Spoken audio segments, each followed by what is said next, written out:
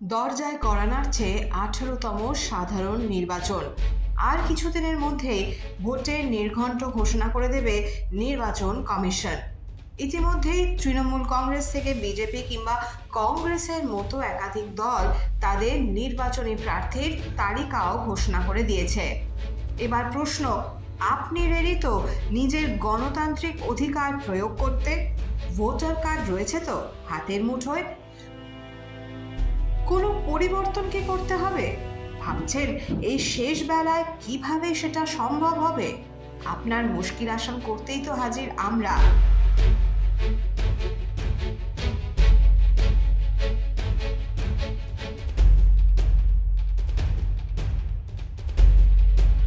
প্রথমেই আপনাকে চলে যেতে হবে নির্বাচন কমিশনের ওয়েবসাইট https:/voters.eci.gov.in/। সেখানে ফর্মস ট্যাবে দেখবেন আসছে 4টি অপশন। সাধারণ ভোটারদের জন্য নতুন রেজিস্ট্রেশন বা new registration for general electors. ভারতীয় নাগরিক যিনি এদেশে বাস করছেন তার বয়স 18 বছর বা তার বেশি হলেই ভোটার কার্ডের জন্য আবেদন করতে পারবেন।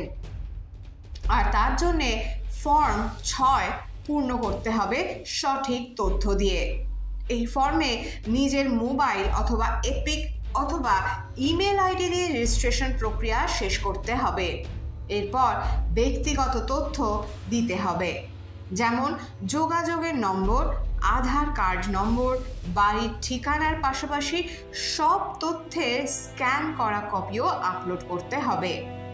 সঠিক যাচাইয়ের পর আপনার নামে ভোটার কার্ড ইস্যু করবে নির্বাচন কমিশন। কিন্তু ভোটার কার্ড হাতে পেলেই কি ভোট দিতে পারবেন? আগে না। ভোট দান নিশ্চিত করতে আগে ভোটার তালিকায় নাম ওঠাতে হবে। ভোটার তালিকায় আপনার নাম আছে কি না তা জানতে লগ ইন করতে পারেন ওয়েবসাইটে। কি তার আইডি? https://electoralsearch.eci.gov.in।